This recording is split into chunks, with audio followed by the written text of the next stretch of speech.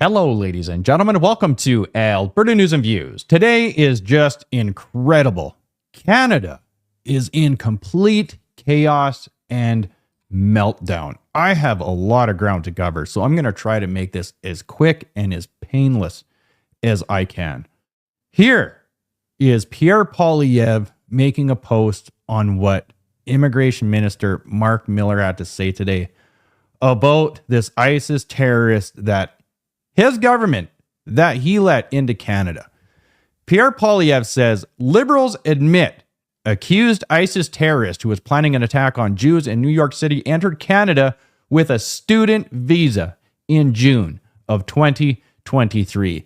In July, authorities also arrested an accused ISIS terrorist who came to Canada and got citizenship on Trudeau's watch. Trudeau is responsible for these massive security failures and the drugs and the crime that are wreaking havoc in your province, your cities, and your communities. It is unbelievable that a prime minister would implement a catch and release policy thinking that that would be a good idea, along with a bazillion other things. Listen to this. I've been getting questions about an individual that entered Canada and has been arrested in charges related to an attempt to cross the border for a terrorist plot. I can confirm that Mohammed Khan is a Pakistani national who entered Canada on May, or was issued a visa in May of 2023 and was given and entered Canada on the 24th of June of the same year, so 2023. He was on a student visa. Yeah, he was granted a student visa in May of 2023, and he entered at Pearson Airport June 24th of 2023 that year. This government is a complete and utter failure. It is unbelievable that they can stand up there. He's hyperventilating. He's like ready to pass out. It's crazy that they can stand up there and admit their failures and still continue on and think that Canadians don't want an election, that they believe that Canadians still want them to implement bullshit policy and stay in government and continue on with business as usual. It's unreal. Check out what Melanie Joly had to say today. Here's Brian Lilley. Here's a clip of Melanie Joly saying Canadians don't want an election. They just want the Liberals to govern. Seriously, that's what she had to say. They believe this. Listen to this. Canadians don't want elections. They just want us to do the job. They just want us to govern. And that's what we're doing. We're governing. We're taking tough decisions. Why? Because times are tough. And so, wait, let me finish. I'm speaking. So, we don't want you to govern. We want an election. 80% of Canadians want an election. It is crazy. These people are insane. All they want to do is ram through policy that nobody wants. Continuing on, here is the Bloc in Quebec responding to Danielle Smith saying that if Justin Trudeau talks with, negotiates with these separatists, then we need an election, because he shouldn't be doing that because it is obvious favoritism to stay in. There's just so many angles to this. But this is really important to what he says because it aligns with what I'm actually saying. All roads lead to independence. Western independence or provincial independence. Everybody should be emulating what Quebec has done. And we should all stop with this equalization bullshit and keep our money, because it is all funneling to Ontario and Quebec. It is ridiculous at this point. This is going to infuriate you, all you Albertans out there. When I saw the advertising made by Mrs. Smith about us, I shared it myself because I found it so funny. But instead of being just not satisfied with the job made by the Conservatives sent by Alberta to Ottawa, compared to what the Bloc Québécois does for Quebecers, maybe all regions of Canada should just do the same. Northern Canada, Pacific Canada, Western Canada, Maritimes, even Ontario could do the same, have their own voice that would convey their own and only their own interests in whatever that would then become the federal parliament.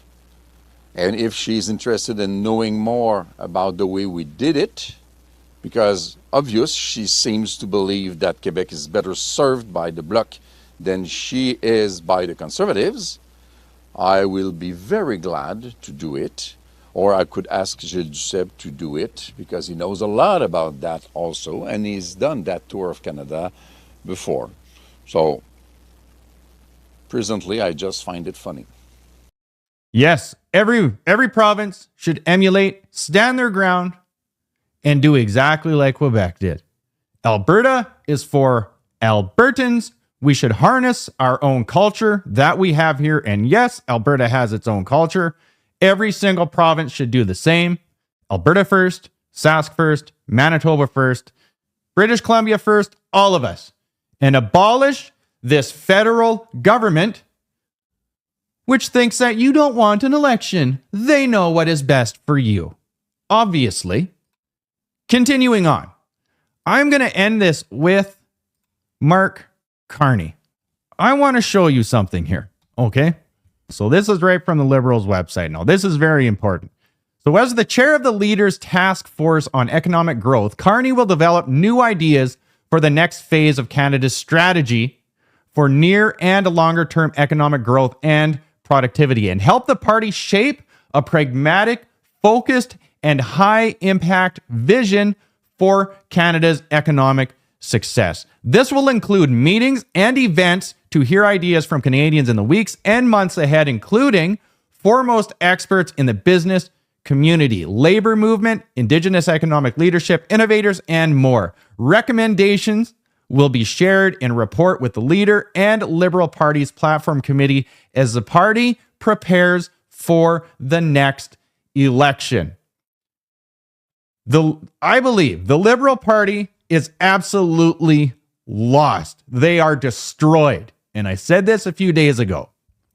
The powers that be, World Economic Forum, is sending in the big gun to completely reform this Liberal government to hammer through and continue on with the World Economic Forum policy, which is the new global economy. You can go right on their website and read all about what you need to know about the new global economy. Leaders from businesses, government, civil society, and international organizations will gather in Dalian, People's Republic of China, for the annual meeting of the new champions. This is the 25th and 27th of June. One of 6 key pillars of the meeting is a new global economy. Follow live coverage and curated insights from the meeting. And of course, for all of you out there that don't know, Justin Trudeau, Chrystia Freeland, that are very, very, very close with Mark Carney, are part of the World Economic Forum. Here is Mark Carney yesterday. This is his tweet on Twitter X. The world is becoming more divided and dangerous. We've all heard this whole week. You're going to hear it a lot more. But the hard work of Canadians means we can manage these risks and seize the enormous opportunities in the new global economy. Does this make sense to you now? Canada's Liberals have achieved real progress for all Canadians with a winning growth plan. We can build the strongest economy in the G7 and even a better future for all. Unbelievable. But there's more. All you need to do is watch and listen to his opening statement today. Say a few words and then pleased to take your questions. Look, and let me start by saying it's an honor to accept this role as chair of this new task force on economic growth for the Prime Minister, for the leader. It comes at, in my view, a decisive time for our economy, for our country. You know, the world is becoming a more dangerous and divided place, and at the same time, the global economy is being transformed. Every major economy is accelerating their energy transition, and being low carbon is becoming a key driver of competitiveness. We're just at the start of a revolution driven by AI in every sector, every economy, every company. We can no longer rely on the world's rules-based trading system. We have to become an essential trading partner. We can't win an industrial policy arms race. And in all of that environment, we have to grow, both in the short term and for the long term. We need real policies. We need solutions, not slogans. Action, not indifference. And I was very pleased by the discussion in the room, the ideas and the energy of the members, and look forward to working with them to develop the strategy. And I look forward, and I may regret this, I'm looking forward to your questions. Did you vote for this? And do you want this? Because according to them, you have no say. You have no say because this is the new global economy that the whole world apparently has planned for its citizens. All of these ultra elite globalist investors, industrialists, futurists, I don't care what you call them. I didn't vote for this. This wasn't on the platform of anyone. And now we have our politicians refusing to resign, saying that we don't want an election. They are literally telling you what you want and what you need. And if you don't like it, well, then maybe those programs won't show up anymore. They are bullies. This is unreal. It's crazy what is going on. And they are crazy. I'm going to keep you updated with as much as I can when I can. There's actually a lot more to this. I highly recommend, if you want to know what type of person Mark Carney is, watch this whole interview. It's on CPAC.